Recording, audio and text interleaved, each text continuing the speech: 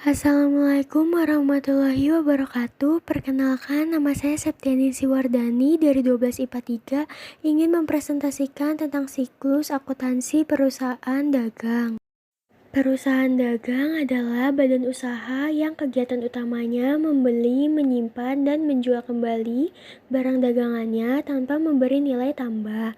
Artinya, perusahaan dagang tidak mengubah atau mengolah kembali barang dagang yang akan dijualnya. Ciri-ciri perusahaan dagang. Perusahaan dagang memiliki ciri-ciri sebagai berikut. 1. Pendapatan utama perusahaan dagang berasal dari penjualan produk barang dagangannya. Jadi, pemasukannya dari hasil penjualan produk. Kedua, tidak ada proses produksi terhadap produk yang dijual. 3. Menggunakan sistem akuntansi persediaan barang dagangan. 4. Sebagai perantara antara produsen dan konsumen. Jenis perusahaan dagang dibedakan menjadi dua. Yang pertama, berdasarkan macam konsumen yang terlibat. Yang kedua, berdasarkan produk yang diberdayakan. Perusahaan dagang berdasarkan produk yang diberdayakan merupakan perusahaan dagang yang berfokus pada produk yang dijualnya. Perusahaan dagang jenis ini dibagi menjadi dua jenis, yaitu perusahaan dagang bahan baku dan perusahaan dagang barang jadi.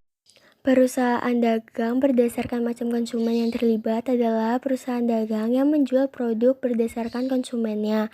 Perusahaan dagang berdasarkan macam konsumen yang terlibat ini dibagi lagi menjadi tiga. Yang pertama, perusahaan dagang besar. Yang kedua, perusahaan dagang perantara. Dan yang terakhir, perusahaan dagang pengecer.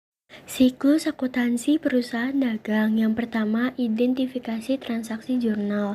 Tahap pertama yang dilakukan dalam siklus akuntansi perusahaan dagang adalah mengidentifikasi semua transaksi perusahaan dan melibatkan semua akun. Penyusunan jurnal khusus. Pada perusahaan dagang besar, jurnal transaksi biasanya dibagi menjadi jurnal umum dan jurnal khusus. Jurnal umum digunakan bila jumlah transaksi perusahaan hanya sedikit, sementara jurnal khusus digunakan dalam perusahaan besar untuk memudahkan mengelompokkan transaksi-transaksi tertentu. Penyusunan buku besar pembantu. Buku besar pembantu ini disusun untuk mencatat satu data akun secara rinci yang kemudian digunakan sebagai acuan dalam penyusunan neraca saldo perusahaan dagang. Pencatatan di buku besar. Setelah penyusunan buku besar pembantu, perusahaan dagang akan memindahkan data dari jurnal umum dan jurnal khusus ke dalam buku besar.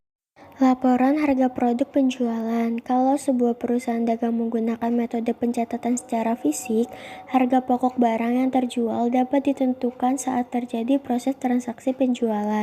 Pencatatan neraca saldo. Tahap siklus akuntansi perusahaan dagang selanjutnya adalah pencatatan neraca saldo yang terdapat dalam buku besar.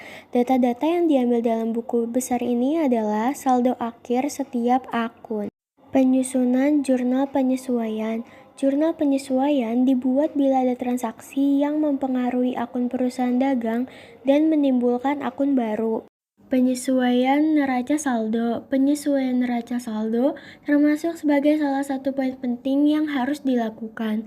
Pada siklus akuntansi, perusahaan dagang setelah membuat penyesuaian neraca saldo, perusahaan dagang akan memiliki dokumen baru yang disebut neraca saldo setelah disesuaikan, adjusted trial balance. Laporan keuangan. Perusahaan dagang kemudian akan membuat laporan keuangan untuk memudahkan pencarian informasi keuangan perusahaan seperti modal perusahaan, keadaan harta perusahaan, dan hutang perusahaan.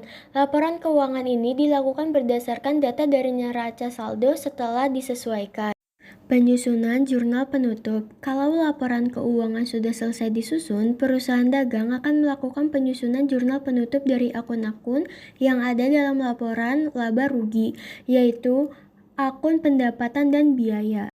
Neraca saldo setelah penutupan. Perusahaan dagang kemudian akan melakukan penyesuaian antara jurnal penutup dan neraca saldo. Dalam tahap ini, bila ada data akun-akun yang berubah, maka akan dilakukan pencatatan ulang akun-akun yang berubah tersebut. Penyusunan jurnal pembalik. Penyusunan jurnal pembalik hanya dilakukan bila ada kondisi tertentu yang mengharuskan perusahaan dagang mencatat akun tertentu. Misalnya, bila ada transaksi pendapatan yang diterima di muka atau bila ada transaksi biaya yang dibayar di muka atau piutang. Demikian presentasi yang saya sampaikan. Mohon maaf bila ada kesalahan dan kekurangan. Saya akhiri. Wassalamualaikum warahmatullahi wabarakatuh.